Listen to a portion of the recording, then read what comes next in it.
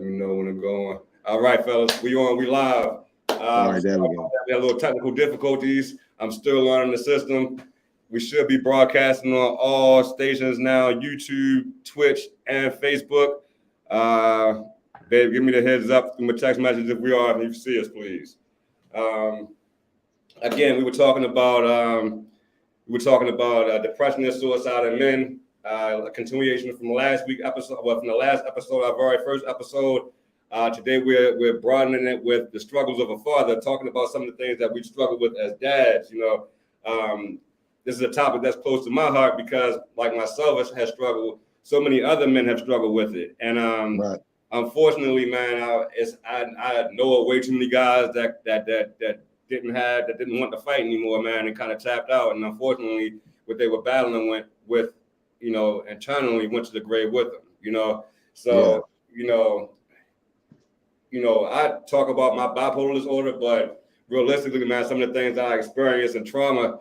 Hey, beauty, nice to see you. Woo, I was panicking without you. Thank you. Hey, RN Suze, what's up? How you feeling tonight? Nice of y'all to join in. So yeah, man, this is an important topic because I feel like a lot of us struggle with this topic alone. And Good evening. Outside of fatherhood, man, we struggle with things, man, that, get lost in the argument amongst what a lot of times the hard time that single moms have, and not realizing that single dads have their own struggles, and it's not to throw shade on anyone. It's to talk about a little bit of what men go through to bring light to it, After dealing with child support myself, dealing with a couple other financial issues, it was hard for me to kind of maintain, my child support with two incomes, let alone one, while providing for myself. So you throw in the two incomes, trying to bring two incomes to provide for your kids, and you go to a space where, now you figure out it's not going to work long. So you try to, broaden your education and your life goals to kind of make ends meet for your kids. And you realize that something's going to take a lack. You know what I mean? Like, you can't be in two places at one time. And believe it or not, that pulls on the man. That we recognize where we are, what we want to do. And I think a lot of time in those spaces, man, like, men are they're convicted, for how things end sometimes. And some of the things that we deal with within child support, that's just the icing on the cake. And if you're having financial issues, you're having an issue finding jobs, if you're transitioning from the streets to a new life to provide for your kids, man, it gets complicated. It's not always as simple as what's always heard from the other side sometimes. So this show tonight is just to shine light on some of the things that we've struggled with as men. Everybody knows that I'm 100% transparent on the things that I deal with. Chris, same way. Like I said early on, I talk a lot about my bipolar disorder, but my bipolar disorder is really, it really didn't have the impact of the traumas and, everything else that I faced throughout my life, and exacerbating my mental illness. But tonight, I'm excited to shine light on this. Like I said, we got Chris on here, the co-host. Pastor Chris P will be on around 9 o'clock. He has a previous engagement that he had, he committed to before this. So I'm excited to bring Luis on. He can tell you a little bit about himself. But right now, my man Chris, what you got for me, baby? Not much, man. I agree with everything you said, because I always say that as well. Is that fix my camera a little bit. It just puts a lot of pressure on you.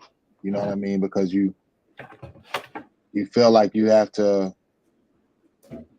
It just puts more on your plate, and a lot of times you get caught in that rat race of trying to, pay that and pay all your bills and just even keeping a job in general. It's like, especially when you're a young father too, because you're immature. You don't really have a direction in your life a lot of times when you're young. Yeah. So hey, now you mentioned pressure, right? What do you remember some of the pressure you felt, being a dad early on? Yeah, I mean, I didn't know anything. I didn't know what I was getting myself into. You know what I mean? Like Go ahead, I get you. It was a whole new experience. You know what I mean? So it's like walking into the unknown. And then you end up having to try to find a job earlier than what you want. You got to take a job that you don't want or didn't want. You don't have that time. You don't have that space to kind of like figure out a career. You know, you got to jump right into the workforce head first, and that's a lot on a young man. You know what I mean? Especially if you already got mental health issues that you don't even know about. Yeah, in fact, that's the part that you got to consider. You know what I mean? So, Yeah.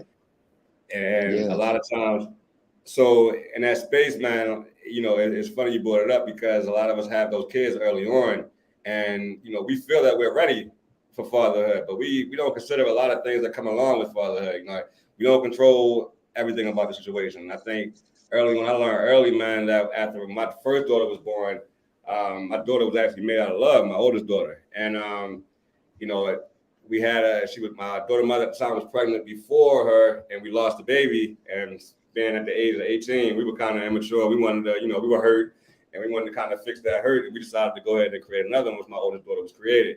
You know, but one of the things that I didn't take into consideration with that, my daughter mom had postpartum after giving birth to my daughter, and she was young. You know what I'm saying? So me not tough. understanding what postpartum was, how it looked, not understanding what she was going through. You know, I could have handled a lot of things, you know, probably better. And I would have understood the situation more, but I wasn't mature enough to understand that. And as you get older, man, you kind of get lost in the sauces, trying to survive and make things happen.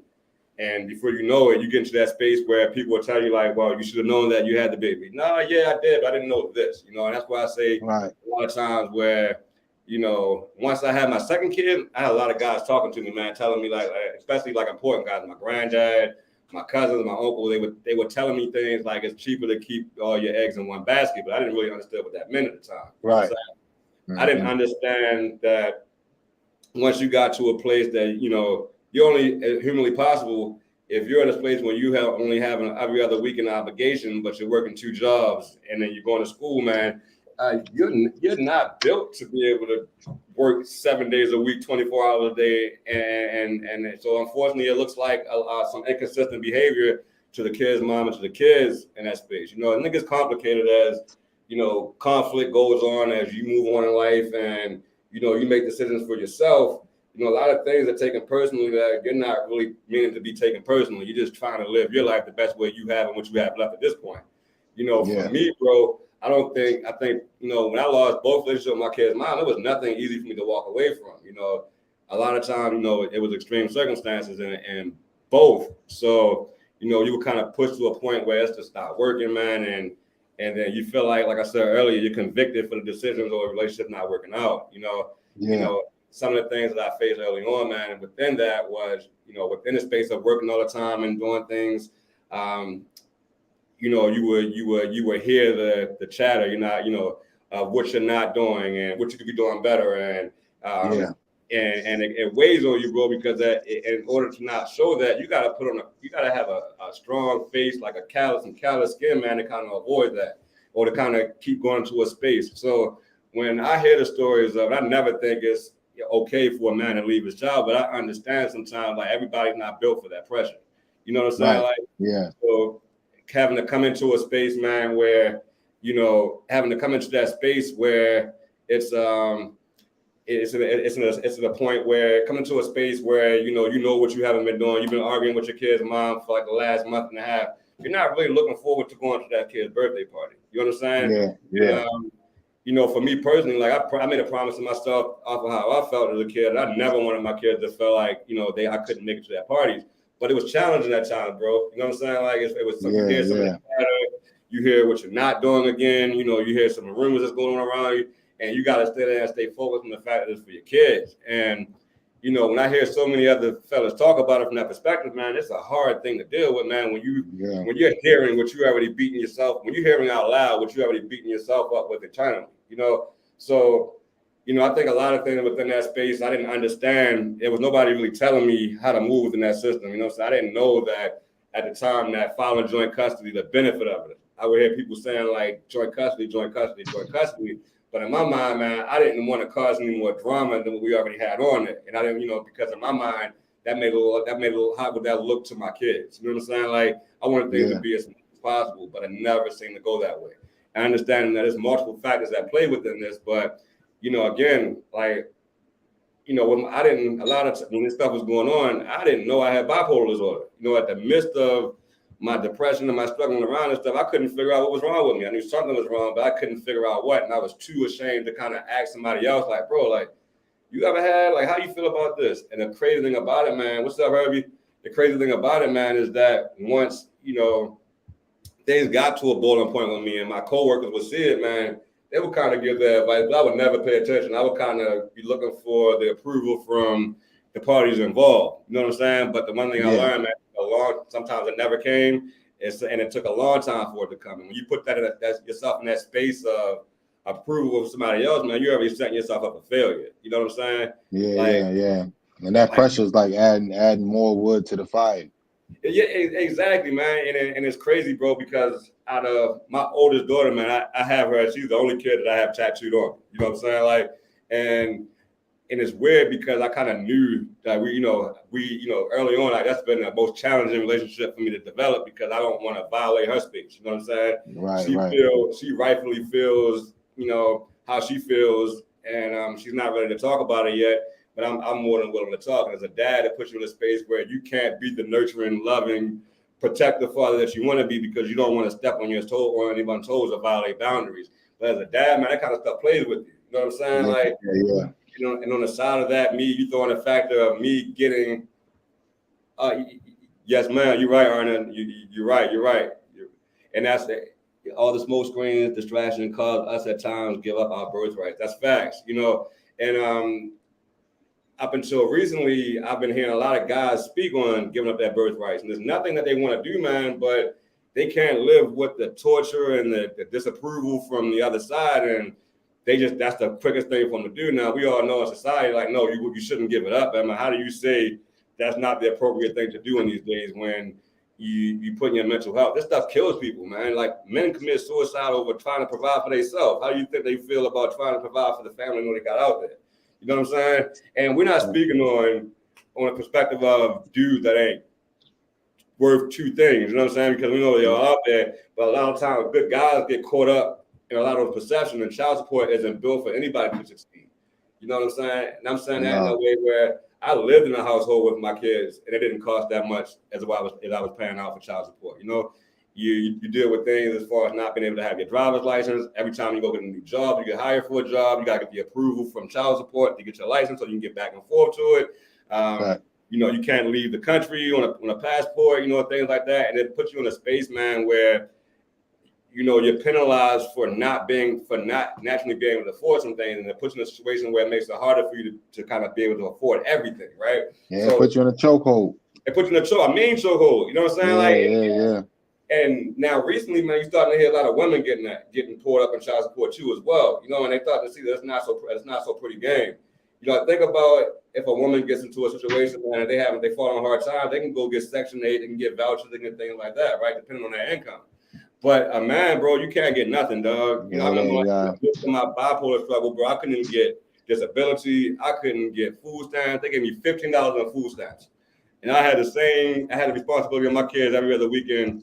You know what I'm saying? So it's like, bro, how are you supposed the only thing they offer us is job placement. Job placement, you know what I'm saying? The temporary jobs. It's not even full-time jobs. It's temporary employment most of the time. You know what I'm saying? So it's in a space, man, when you throw in things like I had my struggles at 19, right? And then you hear, a lot of guys in that space. Man, I know guys that went to jail, bro, that they came in and kicked their door in and sent them to another state because they couldn't make that child support obligation. And my thing is that what kind of trauma does that cause to a family? Do you think like these dudes really just walked off and was okay and took it on the chin? No, man, these dudes were impacted for the rest of their life. They were embarrassed by their kids. They were embarrassed to be in front of their kids. They were embarrassed how to look to other people because now what they're dealing with in their mind, now what everybody now knows is public views. You know what I'm saying? Like you can go on your credit report and they have if you're behind in your child support payments or not. You know what I'm saying? And then, it's a space where it's just not fair sometimes. And being in the system, it's not built for anybody to win. And I'm going to say this last piece, man, because my daughter, it got to a place where after I got sick, my daughter mom, my second youngest kid and my youngest sister, she and I, when I got sick, she took me off of child support. She wanted to take me off. We went down to the court, man, and the judge pretty much told us that she couldn't take the judge told us that it was her decision, it was her right to make the decision at this point, because obviously we were there because we couldn't come to an agreement. And right there, man, it was a Caucasian judge telling me, and I told her, I said, Miss, how can you, if my daughter mother is here and I'm here asking for this, how can you say what's in the best interest of my kid? You're not coming home with me when I'm landing in my mother's basement and they're landing on air mattresses. It's not the same thing. You know what I'm saying? So, that's my spill, man, on that. I can go further, but like I said earlier on, this is not about me. This is to bring light that everybody else goes through something similar and how broad this is, man. And in the next couple of episodes or so, man, I would like to get a woman on to say, that kind of dealt with things from that perspective, just to see, give some balance. You know what I mean? Yeah. It's gonna come for sure. But we got Lewis. He been waiting patiently. I appreciate him. Yes, sir. I got a ton of questions for him, and I've been looking forward to this all week. Now I don't know how to bring him on, so I guess maybe you gotta. Let me put him in now. Yeah. Luis, what's up, baby? What's up, fellas? How you feeling, man? I'm all right. Welcome, man. Welcome. Thanks for joining us. Thanks for coming on. Welcome, man. Welcome. I'm glad. We got all this together and situated. So, first off, just tell us a little bit about yourself. Where you from. Just get some background information on you to start off. Yeah. I was born in Puerto Rico. I've been raised mostly in Rockville, Maryland. Father of 3 girls and 1 boy. And, Okay. pretty much the highlight of it. How old were you when you had your first kid, man? 16. 16? Yeah. Yeah. So how was that? How was that experience? I mean, when you found out, how did you feel? Just getting that news, getting that information. Man, I was super young, and I didn't know what came with it. The support was very limited. It was a lot of feelings that I would keep inside, because as a male, it's like you gotta be the provider. You gotta, take care of yours. I dropped out, and it was a lot of pressure. Like you were saying, there was jobs that I would take, like Dunkin' Donuts. Yeah. For real, it was not where I wanted to be, but it's just I had to take anything just to basically, sustain a family of basically 3, because my mother didn't have no income coming in like that. So it was basically my baby mother, me, and my child. So it was a lot. Yeah. I bet it was, man. So I guess as time went on, did you feel a lot of pressure, like having to provide, and if so, like, how did you handle that? How did you deal with that? To be honest, it was just a matter of, like, I guess communicating with my baby mother at the time. Yeah. And she would work, and then when she would get off, like, I'll go to work, that type of thing, where it will fluctuate, but economically, I feel like you can't, at that age, I couldn't really do much. Yeah, because you were 16. You know what I'm saying? And I'm so limited to people, because who's gonna really sit here, a grown person, and be like, well, this kid is 16, let me put him on. Let me explain to him, give him different avenues of, like, this is how you got to do it. And I didn't have a male figure as a father, my father did. So it was extra hard, because now I'm right here with this child. I know that, he eats, needs diapers and all these things. And it was like, the best way that I would cope with it would be like communication, I guess, within, for example, my mother, when she would take care of him, that way I could go to work, do this, do that. And it was like the main key was communication with, the people that wanted to really support. Right. Yeah. I think Yeah. sometimes our Sue says, you did the best you could with the tools you had, and she's right. But I think when we're in that space, man, we don't realize that we always feel like we're underachieving, and we're not. I think we all have our perception of the type of dad that we want to be. You know what I'm saying? Like the type of dad that we want to be, and when we don't hit that space, we kind of hard on ourselves, right? So you said having a child at 16 with not many resources. Like, what major obstacles did you face, bro? Like within that space, that on top of being a dad, like. What was the question? What major obstacles did you face? Did you went what did it look like when you were moving forward after your kid was born? Like as far as finishing high school, did you have anything that you sacrificed to be the dad? You know what I'm saying? Like to be the dad you wanted to be at that you thought you could be at that time. You know what I'm saying? Yeah. I had to drop out of sports. I was really a good football player. I had enrolled myself on the ROTC, and once they told me that they could basically like I could finish my last year, in Bays and whatever in the reserve, I kind of like was shook about that. So, that was where the train of thought came of having a child. And but I did not do it with the knowing like the aftermath of everything and the responsibilities. Like I didn't know none of that. I thought that was, a good way of not going to the ROTC and leaving, the people I knew around the way and stuff like that. Yeah. Right. I've had to drive like my favorite sports. I was limited to doing that. And once I dropped out, I never took my GED. I was just basically like forced to, man. Yeah, that's kind of like the same thing with me. Like I had like you said, you didn't have that father figure, and neither did I. You know what I mean? So it's like it makes it even harder because you don't really have like a blueprint to go off of. You don't really have anything to look at as your guidance. You know what I mean? So you kind of like just winging it. Yeah. Trying to just be the best dad that you can think of. You know what I mean? Or based off of whatever male figures that you did have in your life, and some of them could have been bad influences. You know what I mean? But when you're young, you don't know.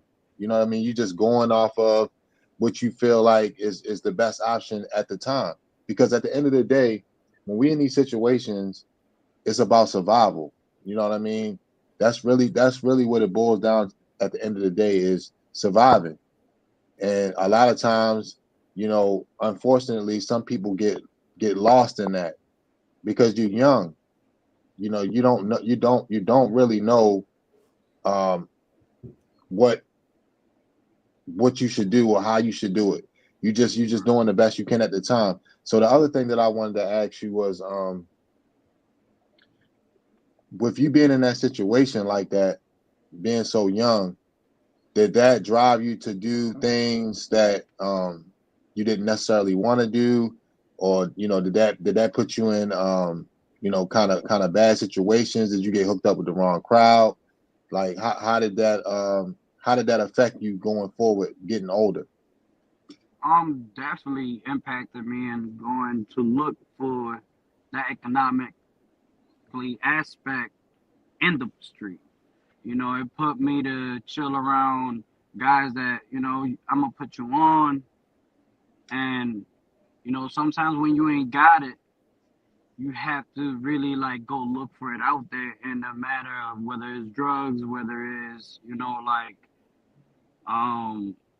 robbing people, for the smallest thing. Yeah. And sometimes I would hit links that it was dry, it was no good, and I didn't know how much I was putting myself on predicaments that could have cost me even to be worse than what I was trying to do with the good intention, but in a bad way. Yeah. Right. Yeah. At that point, like you said, like Chris said, you was just per survival mode. Tracy, thanks a lot. We're trying. It's the hardest thing to do to kind of be transparent about some of the things that we've dealt with. Me personally, this stuff is some of the things that I was ashamed of and embarrassed of. These are some of the things that made me feel inadequate as a dad, as I'm sure as well as my counterparts. That's my mom. Hey, Miss Williams. No, man, but yeah, it's I think that some of the stuff that we deal with, man, is heavy. And when you go into survival mode, is exactly what it is. It's survival mode. You're doing the best. Yeah. But a lot of times, like I said earlier, that stuff is minimized, and it's sometimes some of the things that we're pursuing, it's not always what the kid's mom wants, right? I think sometimes a lot of what we go through as men who are dealing with these things, man, is we're not the only ones that grew up in a single parent household, right? So a lot of times, I feel like women can respond in a way of with their perception of what a dad should be, and because they may have not had the same interaction, so we're two lost parties trying to figure it out, so my thing, man, I remember when I was born, man, I was like, my daughter was on her way, it was like a month away from her being born, man. I got off of work and I came home and I was worrying. And I just hit the door. My mom was at the top of the steps, and I just started crying. She looked at me like, "What's wrong with you?" I'm like, "I don't know how to be a father." You know what I'm saying? Like, I don't know what to do. I don't know how to. Maybe I should have thought about this beforehand. We got to this point, but I legit don't know how to be a father. I know how to love. I know how to. But I don't know how to. I don't know if what I'm doing is right. You know what I'm saying? Like, and I think on top of, me, there's layers to this, right? Because it goes back to how you were brought up and how you were raised. I was brought up by loving women, right? But it's some things that that women can't teach you. You know what I'm saying? Yeah. Like, so me going through my process of figuring things out, man, it was, that phase when you're naturally, you're in a space where you're curious and you're doing, you're interested in girls at the max. You're trying to figure, you're not necessarily playing people, but you have a nice little selection going on. You know what I'm saying? Despite who you are, right? And a lot of times at the early age, when you're raised by women, you're like, that's wrong. You can't do that. I laugh. I told my wife about a situation where I got a passion mark on my neck and I was made to stand in front of church, right? But I'm saying all that. I was made to stand up there and do the offering in church, right? Where everybody could see it. And I felt like crap, right? I didn't feel like crap until the men in church came to me and was like, hey, they were laughing and joking. They would dap me up and they were coming back and kind of reconfirming like, bro, we see you at that stage, but this is what you got to be careful of. This is how you got to move. It wasn't in such a convicting way where it was done, right? So I'm sad to say that when you grow up in a space like that and you have a kid, right, I was constantly like gauging, like, am I doing something right? I know I'm messing up. Okay, I'm working too much. I need to be here. Okay, no, I'm not making enough here. So maybe let me go ahead and try to hustle. You know what I'm saying? Like, and now I'm doing things that my family that I've known that have been successful in these type of places, they're telling me they never get to get involved. But again, I'm in survival mode where I can't take care of myself, which the income I got in, I can't work anymore. So now I'm looking to bring in some extra income. You know what I'm saying? Like, and it was a lot riskier than what I perceived. And on the other end of that, man, like Chris was saying, bro, like, man, like when you in a space where you got people telling you like, man, look, hey, bro, don't stress that. I take care of you over here. You kind of look at like, hey, what's up? Like, let's see what you got, and then you start to figure out like the elements within that.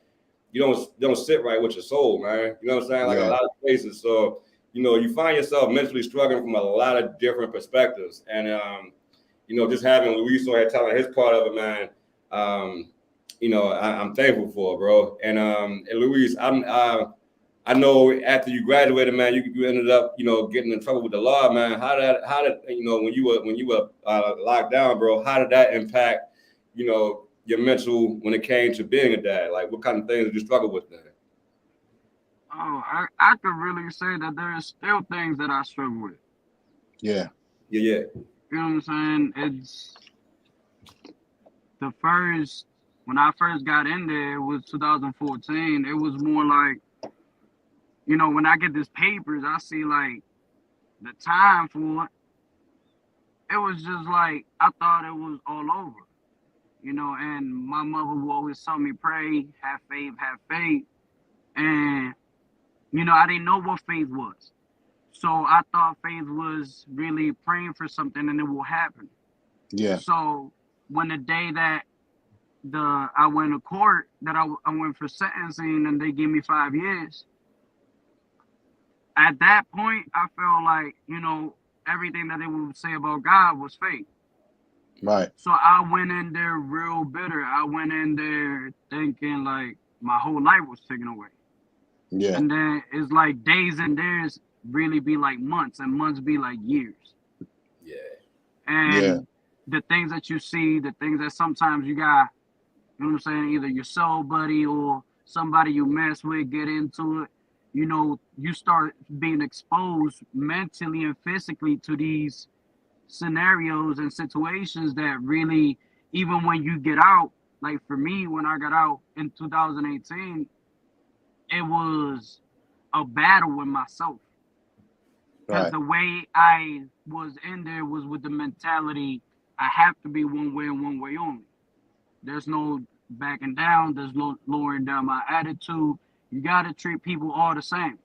So when I came out here, it started really affecting me, and I started noticing, in my household. And my wife and my kids was suffering literally from all the, fire that was being tried to put out. I didn't know how to transition. Yeah. And I started going to a psychiatrist, and they started prescribing me pills here, pills there. And that's when the addictions came along. So when you see this psychiatrist, what were they saying you were dealing with? Were you dealing with mental illness, or were you dealing with depression? I was dealing with anxiety, PTSD, bipolarness, depression, and they literally would prescribe me a pill for all of them. And how did that impact you, bro? Did it like I don't know, I talk about my experience with what medication did to me. What did the medication? Hold on one second. Let me bring on our boy Pastor Chris P. I'm sorry, Chris. Let me get you back. There you go. What's going on? What's up, baby? What's going on? Chilling, man. Just finished a Zoom meeting, but I'm glad to be here, man. Man, glad to have you. We're glad to have you, man. Now we dived into a tough subject. Luis just telling a little bit about his perspective with some of the struggles that he had as a father, man, especially a young father, and how he's talking about now how that impacted him mentally. So he was talking about a little bit about how he was seeing a psychiatrist and they prescribed medication. So I was just asking him, how did he feel on that medication? And within that space, Luis, did you were you able to? I know I had a problem with feeling love. You know what I'm saying? Do you have how did that, talk about a little bit of how you felt with going through that process of being prescribed medication, being told you have a mental illness, and how did that impact you being a dad? Honestly, from the jump, when they used to say therapist and psychiatrist, to me, that's for crazy people. It was for crazy people, and I was like, I'm not crazy.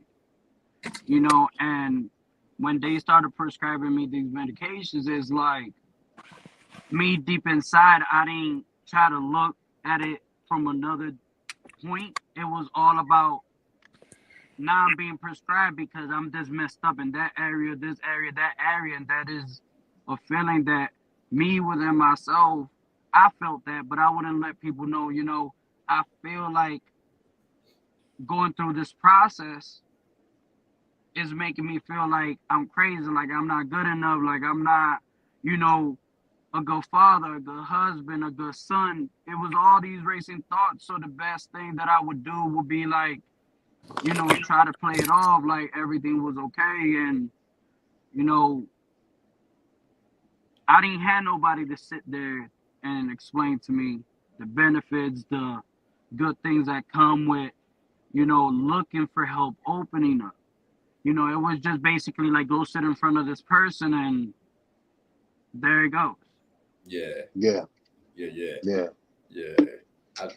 That's an interesting perspective, man. Because I agree with you. And hey, Miss Rulon, that's how you doing, Luis? We got your mom on here saying what's up. Let me put it up here. Yeah. There you go. Yeah, man. So that I asked that question, man, because I remember when I got diagnosed with bipolar disorder and the medication. The depression that came with that was another level, man, because my kids witnessed that. You know what I'm saying? They see me in my worst. They I think they found a little earlier, you know, what was going on, and I wanted to tell, and I was worried that sometimes I felt like my kids felt like I was crazy, bro. You know what I'm saying? And that played a different part in how I approached. And when I got sick, man, my older two girls went at prime ages. You know what I'm saying? So now I'm like, I don't want them to think that their dad's crazy. If it felt like I can't get mad because I didn't want to be assumed I was in an episode or things like that. You get a different type of mental battle when you're dealing with those type of labels, man, than you thrown in. I mean, hey, Luis, did you ever, when you met the psychiatrist, I think you and I talked, and you said when you were younger, you had been committed a few times? Yeah, I've been admitted like 3 times. You've been admitted 3 times? Yeah. Were you having like a mental break or something? Was it on your own decision or in there? So I had taken some antidepressants, but like I overdid them.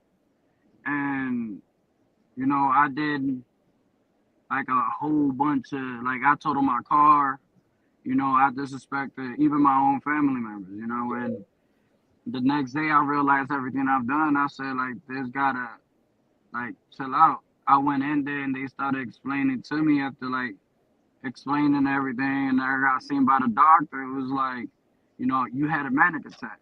You taking all these prescriptions, you sitting here and you drinking on top of that. That's a good thing. Wow. So, right. So with the drinking on top of it, what does that do? I think it does something. It exacerbates the stage called psychosis, right? Where you're not really aware of some of the things that you're doing at that moment that comes with those, right?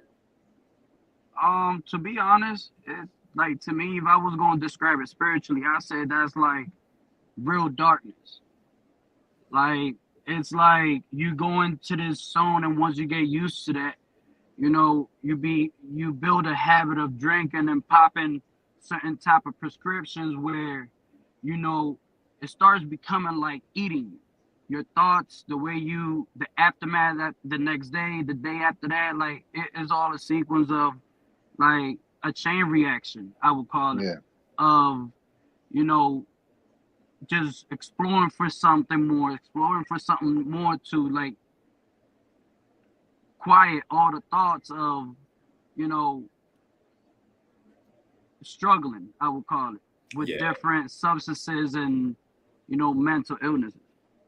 Well, I got a question for you. So, was there a point where you kind of like had like a breakthrough where you were just like, man, I gotta change. I gotta start looking at things differently, or, you know, when was that, and how did that feel to just, you know, I guess wake up one day and say, yo, I gotta change. I gotta do this, or, you know what I mean? Like how was that? I would say it recently happened, as a matter of fact. It was around, I would say, like July. I lost a lot of people, and good, there's bro. people that I'm rebuilding relationships due to like my actions prior to that. And a couple people told me to go to church. Go to church, and, you know, Pastor Chris is one of the main people that knew the situation of how it was going on. Like, I went impatient for all these things, and, you know, one day he just started saying, like, let me pick you up, and started taking me to different activities to where, like, I started seeing a whole different, like, mindset. It was a whole different. There was unity. You get what I'm saying? There is something such as unity. There is some like a good way of living without having to, you know, use substances. Yeah. And he was and still is, like, you know, one of the people that really sit here, and whatever's going through my mind, he really take the time to listen to me, advise me, not only from a pastor perspective, but as a father perspective. Yeah. And, you know, that has impacted a lot, not only me personally, but the way that I see different situations in my life right now that, you know, they're on the works of being dealt and actually fixing within myself mentally, you know, spiritually. And it's like that. I highly believe that was a point where my mind shifted from like literally smoking, drinking, and doing all these things to like really thinking like it's so much to life than just trying to numb things out. Like there is ways to actually cope and work around anything that is really coming towards you. Yeah. Yeah. Hey Chris, you mentioned that dark space, man, and I think that when we talk about that space, man, people don't understand the darkness that we face when we're in that space, man. When we're dealing with mental illness and addiction and things like that, right? I think they think it's just a normal dark space. It's closed. Can you give a little bit of insight of what it like that? Can you remember what that space actually felt out? And R and Sue's asked, when you came out of that darkness, where do you remember where you were? Am I saying that right? R and Souls or R and Sue's?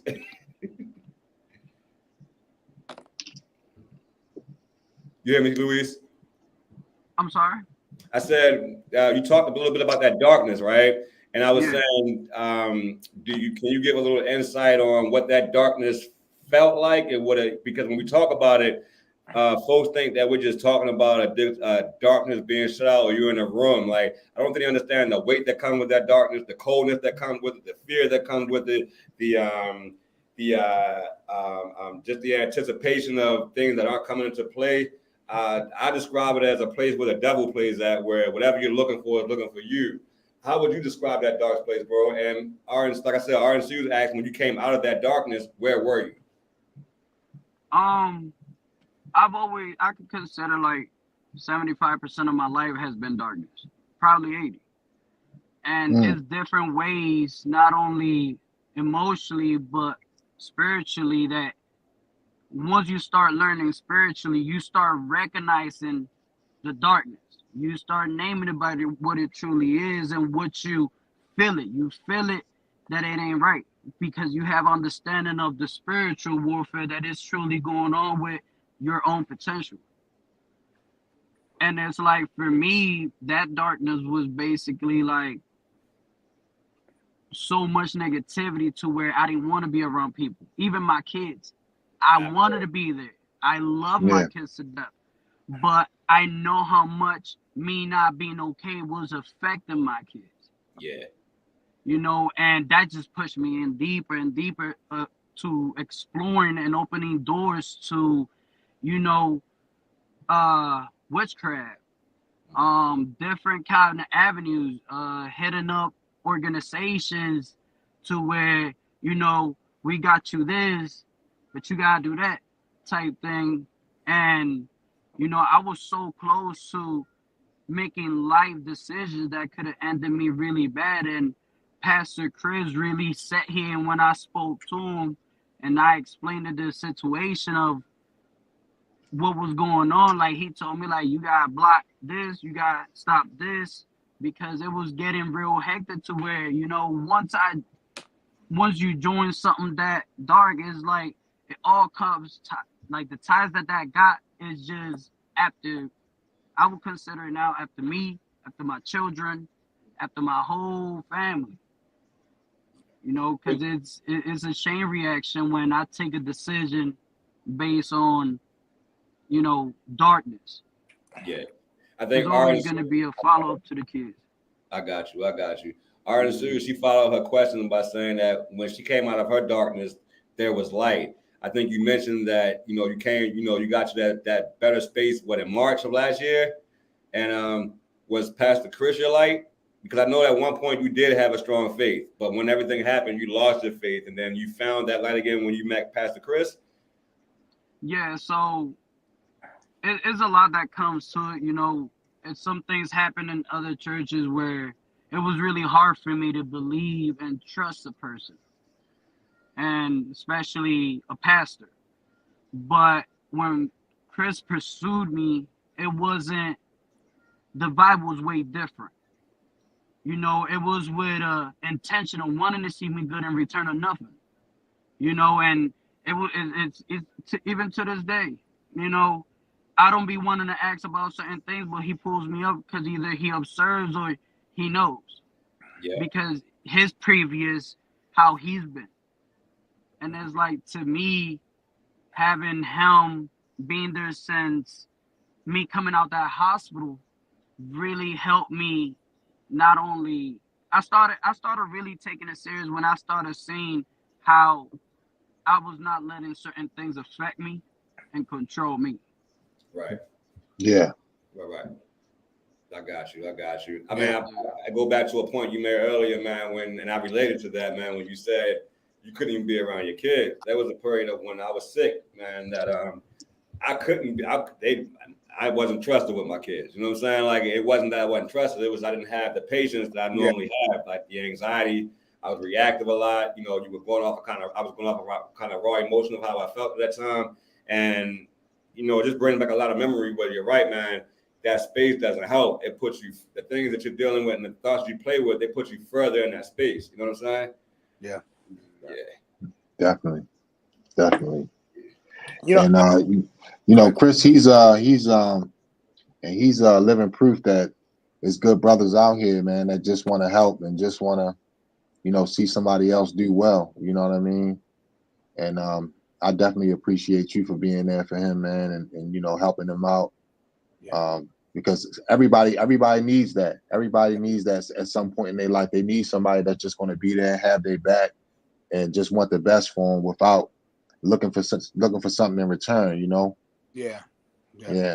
Well, you know, it's interesting. The Bible in Revelations, it has this phrase that stuck with me, and it kind of helped me when I was going through my mental breakdown 6 years ago. And it says that the testimony of Jesus is the spirit of prophecy. What that means is that anything that God does in his goodness in someone's life, if you share it, can come out and help somebody else out, you know? And so it's what's the power of what we're doing here, what Devin is doing, what we're all trying to accomplish here is we're putting ourselves out there and saying, look what's happened in our lives, and we made it.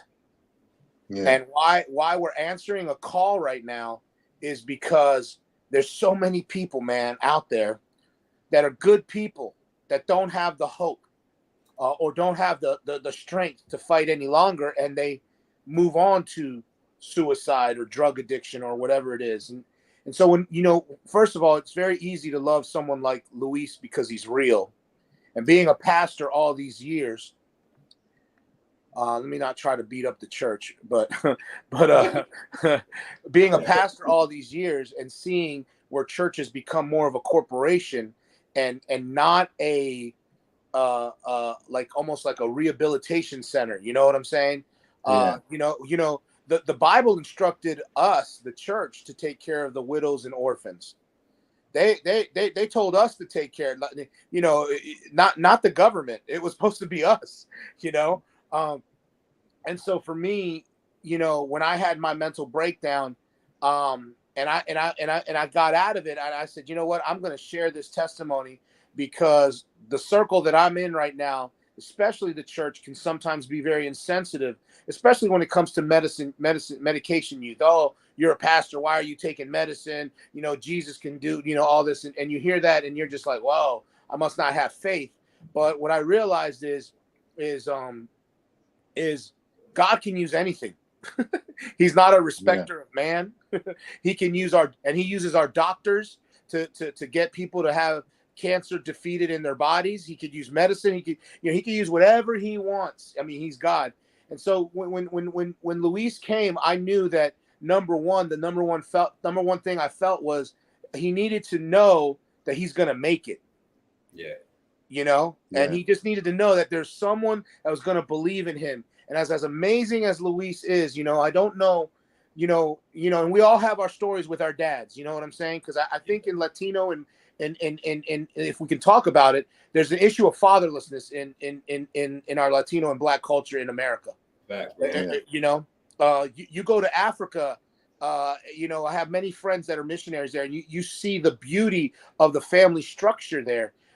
You know, they're not dealing with the same things we're dealing. They might be poorer over there, but they're not dealing with identity crisis like we are here, you know? And so for me, seeing that Luis just needed some encouragement, and also to be able to say, hey, I've been there, you know, Let me listen to your story, because I'm not going to say that I know everything you're going through, because it's a little different, but also say, hey, I'm going to go ahead and I'm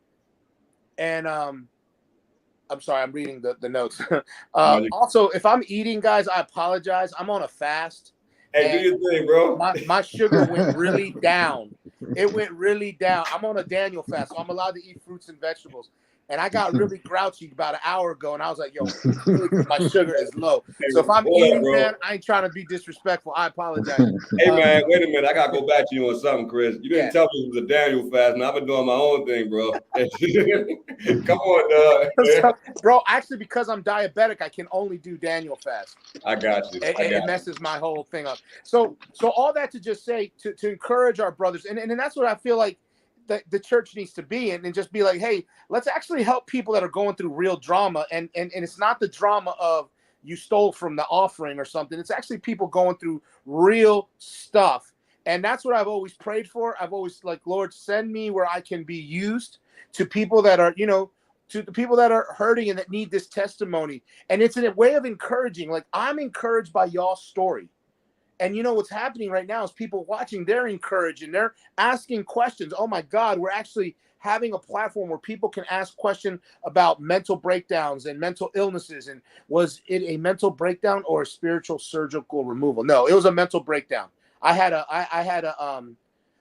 a low lithium in my brain, and I didn't know about it. But it feeded my depression. So it was just real. But to be honestly, prayer and healing, I believe in that. I believe God helped me, and he helped with medicine. So I'm just answering.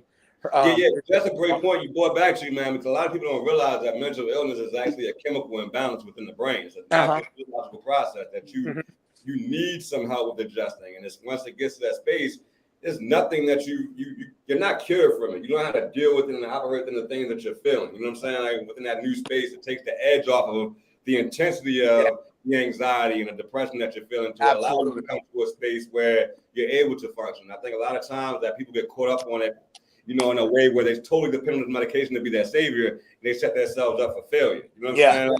So we asked the question last time, was God enough going through something like that? And your answer was yes. You know what I'm saying? He provides the things you need here on earth to help you get well, to be that space. But we're missing ourselves, man, with the stigma that society has placed on mental illness. And at this point, man, when you think about it, 95% of the U.S. Suffer from mental illness, right? And when you think about that, right, let's talk about addictions for a second, right?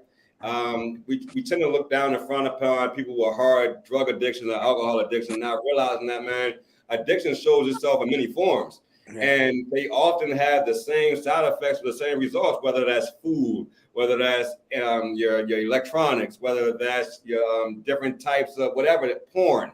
You know what I'm saying? Like, if you're in a space where you're constantly looking at this stuff over and over again, you go through a withdrawal process, right? And the withdrawal process is your body reacting to something that it don't have, that it needs, that it wants, that it got used to. So you start to see things like you acting out and things like that, man. So it's always, I'm glad we're doing this, man, because it's so many people, bro. It's not just brothers, man. It gives women an opportunity to come in and hear some real stories.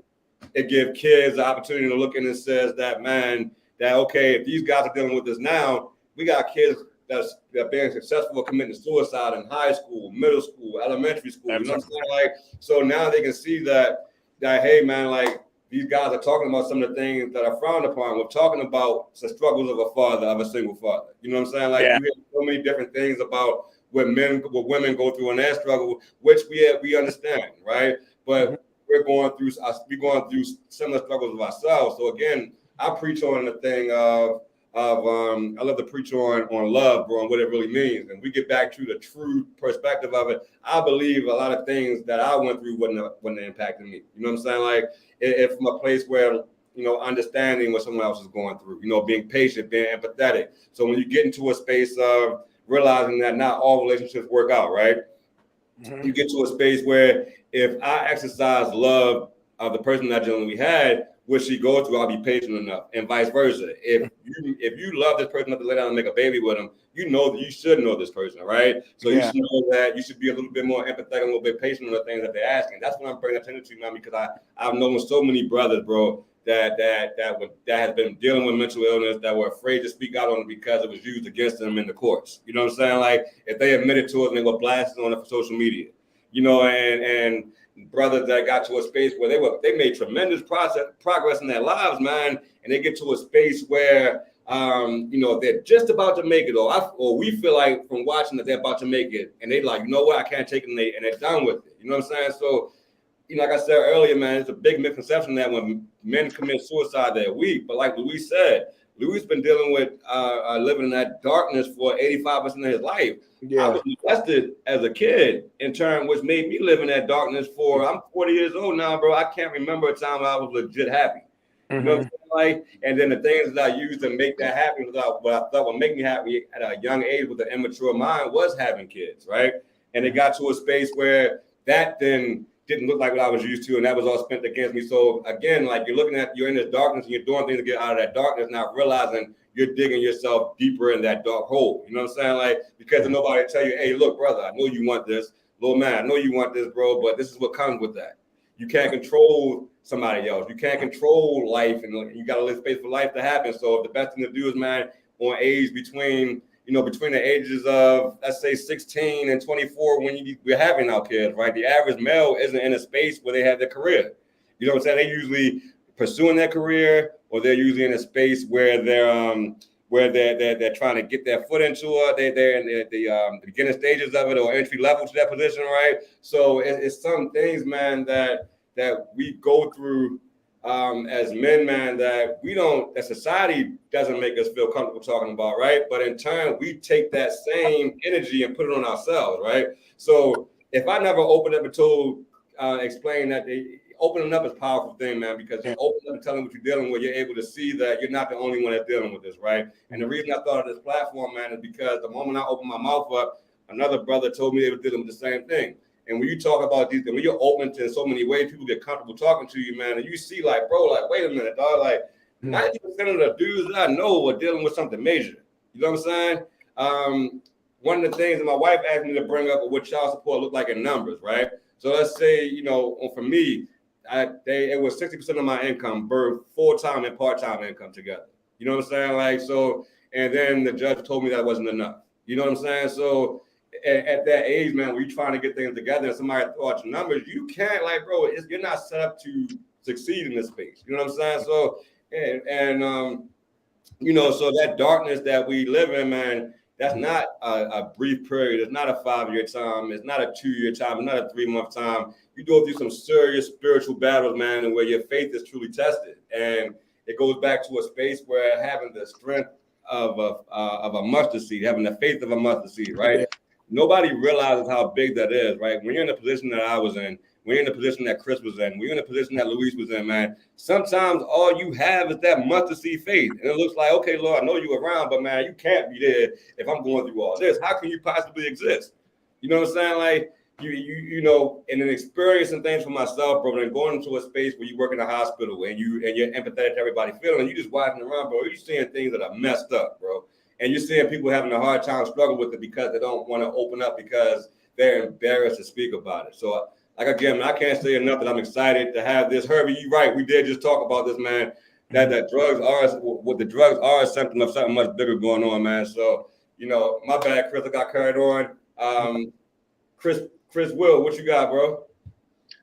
For a minute. Well, one thing I wanted to say was that going back to Chris P again is that it's one thing to want to offer somebody help. It's another thing for them to be willing to accept the help. Yeah. You know what I mean? So true. So so it's like, you know, not being prideful, not feeling like, you know, you got all the answers, and like I said, just being willing to accept that help and follow through with it, you know. Mm-hmm. So you know, it takes a different kind of strength to do that, you know. It does. And I know that firsthand because a lot of times, you know, especially when I was younger, You know, when you're young, you think you know everything. You think you got life all figured out. And the whole time you're just digging yourself into a deeper hole. But especially when you dealing with like mental health issues and you don't realize you're dealing with them. You don't even realize what you're going through. And that's the one thing that I'll say is that it was a point in time where I didn't believe in therapists. I didn't believe in, you know, anybody telling me about myself and all of that. But once I got past that and I went and talked to somebody and got that kind of help, it changed everything. It just made me look at it from a different perspective, because the therapists don't have a horse in the race. Yeah. You know, if you're talking to your sister or your friends or your parents, they're going to be biased. You know, whether they want to be or not, they're going to be. They're going to tell you. You know, they're going to tell you what they think from their perspective.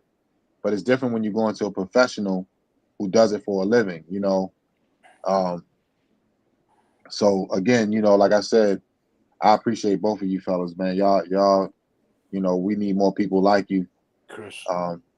for sure. You know, so. Yes. No doubt. Luis, oh man, where you at now? Like, bro, how you feeling these days, bro? Like, as far as being a dad, as far as facing your, you know, your mental struggles, man, and your outlook on life, man. Like, where are you, bro? I would say I'm way better than what I was before really start willingly to take that help from Chris. Cause and I say Chris because Chris didn't just open up my mind on the spiritual aspect. Mm-hmm. You know, it's been so many different ways that really have set here, and faith over anything has been my patience growing, you know, being patient to his answer, God's answer, not mine. You know what I'm saying? Waiting patiently and really being positive really does impact on your daily living. Yeah, facts. You know, like if I go to sleep pissed off at something and as soon as I wake up, I think about it, it's like, you know, I'm giving that too much play in my head instead of putting something productive to really work on, whether it's, you know, a small step or a big step. And, you know, I got a good job. You know, things are going better for me. So it's like, there's still a lot that I want to fix and everything. But overall, I could really say that I'm on the right path. I'm happy for you, bro. I'm excited for you, man. I'm glad that you got through your darkness, man. I'm glad you were strong enough to get through that. That's not, again, I think people severely underestimate the strength that it takes to get out of that space, man. And even with having, the people around you to help guide you into that space, man, it's still tough because, you know, I talk a little bit about the hardest work that comes into place is that work that nobody sees, right? So the work that it took you to get to that space where your mind was open again to receiving the things that you gave up on, man, was huge, bro. You know what I'm saying? Like, people don't realize, man, that what you got back, man, is stuff that people don't get back, bro. You know what I'm saying? Like, that's things, it's something that people don't recover from because there's so many different, you're attacked from so many different angles, from your own, you know, from your mind to the things you hear in public to being chastised about the mistakes you made, man. Like, bro, I commend you, dog, and man, keep pushing, bro. Like I told you on the phone, man, I feel like you got so much more coming your way, dog. You deserve so much more. You know, I think Chris and I had a conversation, man, where I felt like, bro, that I wasn't deserving of some of the good that was coming my way. I convinced myself, right? And I want to make sure, bro, Luis, that, you know, you realize that you are deserving of anything good that's coming your way, man. You did your thing with it. You fought your battle. You're going to have, you know, you armed with the tools to fight moving forward, bro. And I'm excited to see where you go, man, in this level going here. I know you and I talked about doing some public speaking, you know, for the youth, right? You want to talk about that? You know, what's your plans with that? What do you want to do with it? You was talking to me? Yeah, I'm talking to you, Luis. You were saying when it comes to the public speaking, I mean, you know, I'm never really been the one to go in front of people, but, you know, seeing the example of what it is to help somebody, and you know, actually Pastor Chris really putting me on keeping up with somebody and seeing his struggle and actually working with that kid. And you know, just last week he hit me up out of the blue to let me know he was 2 months sober. Come on, My man, bro. That you have You an know, impact and already. the fact that he even considers on hitting me up, I could see what Chris is talking about. I could see that there's so much more that I just need to be patient and have my faith and just pray on it to, you know, is in front of me, and what I do once it's in front of me is what matters. Yes, sir. I like You it, know? man. I like it, Luis. Luis, now all this time I thought your last name was Miguel, bro. Where did Miguel come from? Yes. Nah, that's my middle name. Oh, okay. What's your last name, bro? I don't want to mess it up. Figueroa. Figueroa? Yeah. Man, you got a powerful name, bro. Yeah. Nah, man. We got Chris W, Chris Yo, P, Chris W. I'm gonna give you a second to close out on with you, Chris P. I'm gonna let you close out the entire show. All right, if that's cool with you, you wanna? okay. All right. Leave us with a word, bro. Leaving out. I'll say my little motivational piece. Chris W. What you got for us, bro? you know, closing out, I just wanted to again reiterate on the fact of us just you know, looking out for each other. That's a big thing for me. Because I'm always trying to help somebody. I'm always trying to look out for somebody if I can. So just hearing this story here, it touched me in a different way because that's just something that I'm passionate about, is just, you know, reaching back, giving back, and doing whatever you can for your brothers. You know what I mean? Because we all we got out here. Yes, sir. Hey, Chris, man, So, I'm laughing at you, bro, because I'm watching your progress, man. So I know how people look at me from when I started this thing, man.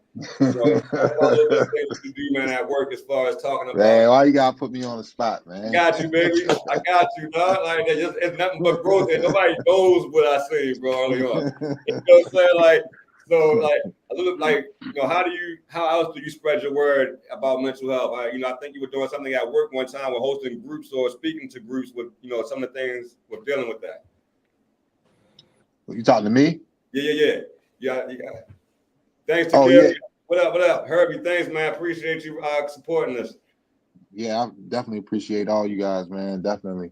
Yeah. So, you know, like I said, I'm always trying to spread the word about mental health, and I want people to know that that's not something to be ashamed of. You know, everybody is different in their own way. Everybody has different upbringings. They go through different situations that just change the trajectory of their life. And you know, like, I'm introverted, and I always felt like there was something different about me because I didn't like being in crowds. I didn't like being around a lot of people. I felt better alone. But at the end of the day, that's just who I am, and there's nothing wrong with that. You know, so that's the biggest thing that I want everybody to know, is just to be yourself and be proud of who you are, and love yourself for who you are. You don't need anybody to accept you or you know, make you feel validated in the world. So you know, and that's my message. So Cool. That's awesome, Chris. Appreciate it. Hey, appreciate man, it. I'm gonna go Appreciate ahead. it. I'm gonna say before Chris send us out, Chris P send us out on his word. I'm gonna go ahead and Malik can say one thing, man. C'est la vie, right? And it's French for that's life, or so it goes. And sometimes that's exactly what it is, man. And my advice to you, man, is to trust God. Have faith the size of a mustard seed that I was telling you about. Be patient with yourself and give yourself grace. You know what I'm saying? And keep showing up for yourself. Give whatever of the percent that you have that day. Give 100% of it, whether it's 5%, 10%. Give 100% of that. That's your win for the day. And rest when you have to. Chris P, go ahead and take us out, baby. Yeah, man. Just first of all, I want to give you guys your roses, man. Luis, proud of you for being transparent and vulnerable, man. You always impress me, my brother. You're going places, and I'm really proud of you. Chris and Devin, man, thank you guys. Like the transparency here is so powerful. And man, I wish I had this when I was younger. You know what I'm saying? And I want to leave you guys with this. When, you know, growing up very poor in Rockville, I lived in a black neighborhood. That's why all my friends were black. And I almost feel like there's times I just relate to black culture way more than my Latino culture, even though I love being Latino. But I'm definitely, I didn't grow up playing soccer. I grew up playing ball, so, but my mom, growing up and being poor was very difficult. And every time my mom saw me discouraged as a kid, as a teen, and just because we had lack of money, maybe I wanted a shirt or some shoes or something. She would say this to me. She goes, "Chris, just have vision for your life or people will perish." And that was her encouragement. And I just want to let you guys know, whoever's watching this, just have some vision. Even write it out. Just believe in something that you're passionate for, because people will genuinely perish. There are people that need you to fulfill your goals so that they can totally. Oh, we are all black. I appreciate that. Thank you so much. I feel the love. And again, just understand, where there's no vision, people perish. And I never thought that a kid that was dyslexic, had anxiety, ADHD, dysgraphia, I never thought I would be the places where I've been. But God allowed me to have vision for my life, even where I was in my weakest state. And this is what Luis is coming out of. And this is what, Devin and Chris, we're all coming out of that. And so I leave you guys with that. Have vision or people will perish, man. I'm telling you. Yes, sir. I appreciate you, man. Again, appreciate that. Thank you, everybody, for joining in tonight. Thank you for supporting us, man. I promise, as we go on, the show will get more entertaining. You see, I figured out how to put a backdrop in. I am still in the bathroom. We're gonna make it more interesting with the future shows, with having some news clips or some video clips put in where we can talk about some news things, as far as where we see different people dealing with mental health in the news and things like that, and what that actually looks like. Again, man, thank y'all for the support, Chris, and Luis, man. Thank you for coming on, Luis. Thank you, dog, for your story, bro. Thank y'all. You changed lives with your story, dog. I'm gonna continue to tell you that, man. You just started, man. All right, everyone. Thank y'all. The hope for my mods, beauty for you, even though you were sick. Thank you so much for hopping on here and keeping things the way that it was, man. Now I'm about to go out of the bathroom. That's the theater, like Ari News says. Prayfully, that's what God has for us. Wherever it goes with us, I'm willing to explore, man. Again, I thank you guys more than you know for your support. Fellas, love, man. I see y'all. Hey, y'all. All right, man. Peace. You.